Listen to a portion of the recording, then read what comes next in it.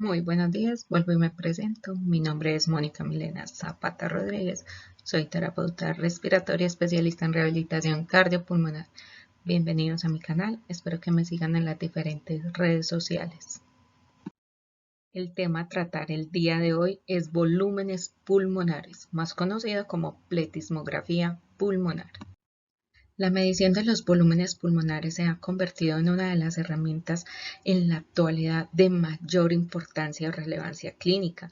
Esto es debido a que nos permite verificar si las alteraciones restrictivas son realmente pulmonares o debido a debilidades musculares.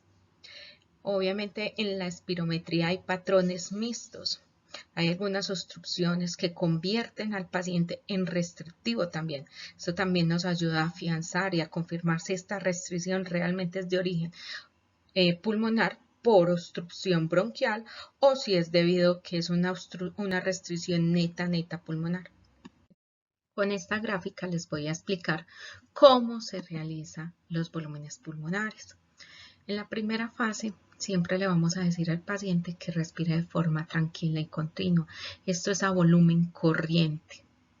En la segunda fase, en la segunda parte, va a haber la primera oclusión del transductor. Es la primera resistencia que pone el equipo para que entre el aire. En esta fase, que es la tercera, vamos a evaluar las resistencias de la vía aérea. Pero ¿cómo le vamos a decir a nuestro paciente que respire? Que respire en forma de jadeo, forma como si estuviese muy cansado, así. Como pueden observar, no debe de ser muy profundo, no, ni muy superficial, tampoco. Más o menos tienen que entrar entre 70 y 100 mililitros para que sea una adecuada prueba. La segunda parte es la oposición o la segunda vez que se ocluye el transductor. Esto pasa en la cuarta fase. Es una resistencia mucho mayor, muy parecido como si alguien te tapara la boca. Acá el paciente debe de hacer mayor fuerza para entrar y sacar el aire, pero nunca debe de parar. Aquí vamos a evaluar los gases o el gas intratorácico pulmonar como tal. Es la parte más relevante e importante de la prueba y realmente la más difícil y complicada de realizar, porque los pacientes sienten que al poner la mano, a poner esa segunda oclusión del transductor, se van a ahogar y obviamente no es así. En la quinta parte, en la sexta parte, perdón, vamos a decirle al paciente que bote el aire a volumen que residual y posterior a esto a una capacidad pulmonar total. Siempre explíquele el procedimiento a su paciente. Explíquele que va a estar sentado en una cabina que va a estar cerrada, que está hermetizada para que los volúmenes pulmonares se puedan evaluar, que se va a colocar una boquilla dentro de la boca, que la lengua no debe tapar la boquilla, que los labios deben de estar bien ajustados alrededor de esta, que se debe de colocar una pinza nasal, que las manos deben ir sobre las mejillas para evitar que éstas se inflen al realizar el jadeo. En esto podemos observar cómo el paciente realiza volumen corriente, hay estabilidad en la línea de base como podemos observar. Posterior a esto hacemos la primera oclusión donde el transductor va a poner más resistencia y podemos evaluar específicamente, valga la redundancia, las resistencias de la vía aérea. Realizamos una segunda oclusión, como pueden observar se vuelve la gráfica un poquito más pequeña y más restrictiva para el paciente. Posterior En esta parte del video vamos a ver una inestabilidad en la línea de base. Esto se debe a 3 factores. 1. Falta de calibración de la cabina. 2. Inestabilidad en la presurización. Y 3. El volumen corriente del paciente no lineal. Acá vemos que el paciente inicia volumen corriente muy normal, pero posterior a esto la línea de base se desplaza hacia arriba. ¿Qué pasó? El paciente cambió el patrón respiratorio. En esta vemos que el paciente inicia con una respiración rápida, posterior a este se estabiliza la línea de base. Como podemos observar, la flecha rosada nos muestra una línea, esa línea es la estabilización como tal de la cabina, donde podemos iniciar nuestra maniobra. Esta maniobra vamos a observar al paciente, volumen corriente, estabilidad de la línea de base. Posterior a esto iniciamos la oclusión de la primera parte del transductor, donde miramos nuestras resistencias como tal. Mire que es unas resistencias muy cerradas, es una curva de asa cerrada totalmente. Posterior a esto iniciamos nuestra segunda oclusión, donde podemos observar que la gráfica se vuelve más pequeña y diminuta. Le decimos al paciente: tome aire profundo, bótelo, bota, bota, bota, llegamos a meseta, tome aire profundo. Acá podemos observar cómo se pueden manipular las asas.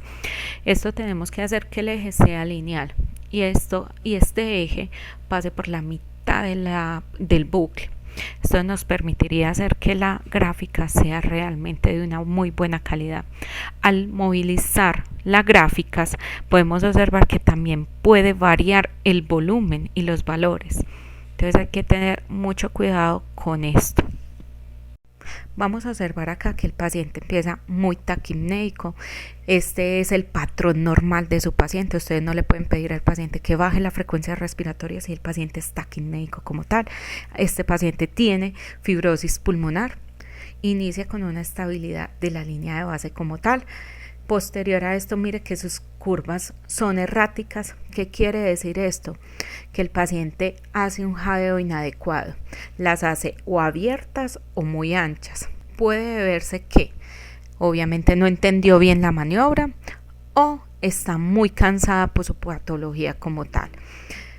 Aún así, intenta realizarla. Mire que ella ¿qué hace?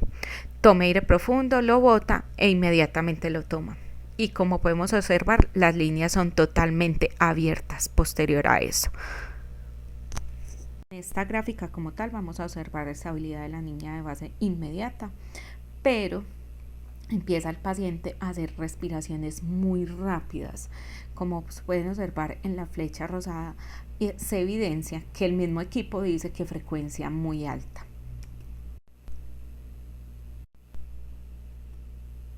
En esta podemos observar que el paciente hace un volumen corriente adecuado, trata de realizar las gráficas o las curvas de asas cerradas, lo hace a una buena frecuencia respiratoria, trata de tomar aire profundo y de botarlo. Pero ¿para qué me sirve la estabilidad de línea de base? La estabilidad de línea de base me sirve para evaluar el volumen residual de nuestro paciente. Si el paciente no llega a por debajo de esa línea de base, nosotros no podríamos estar evaluando volumen residual como tal. ¿Eso se puede hacer manualmente como ustedes observan ahí? Sí, pero quedaría un volumen residual inadecuado. ¿Por qué? Porque no llega a la estabilidad de línea de base. ¿Con qué pacientes pasa mucho esto? Con los de fibrosis pulmonar, en pacientes que tengan una fibrosis pulmonar muy avanzada.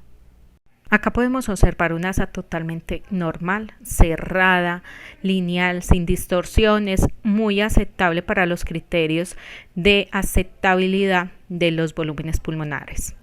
La segunda podemos observar que está una asa abierta, es una asa que no cumple los criterios de aceptación, por tanto no sería reproducible para los volúmenes pulmonares. En esta parte podemos observar bucles tipo obstructivo, realmente no es obstructivo sino tipo de atrapamiento e hiperinsuflación. Vamos a ver que es una asa mucho más amplia, mucho más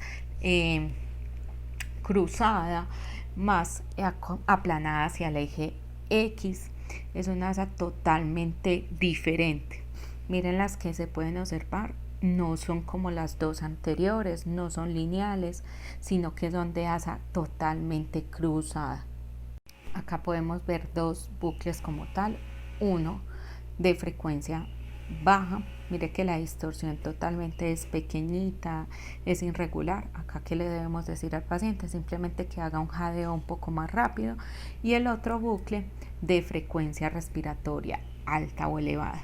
Igualmente le debemos estar informando al paciente que baje ese jadeo y que no lo haga tan profundo. Es muy fácil corregir estos dos tipos de alteraciones. Acá podemos observar un bucle irregular, sus asas son totalmente irregulares como podemos ver. Se debe básicamente a estos factores: 1, que el paciente tiene secreciones; 2, que tiene chicle, sí, aunque no lo crean; y 3, caja dental postiza, que es removible y se está desplazando. ¿Qué debemos decir? Que tosa, bote el chicle y se retire la caja dental.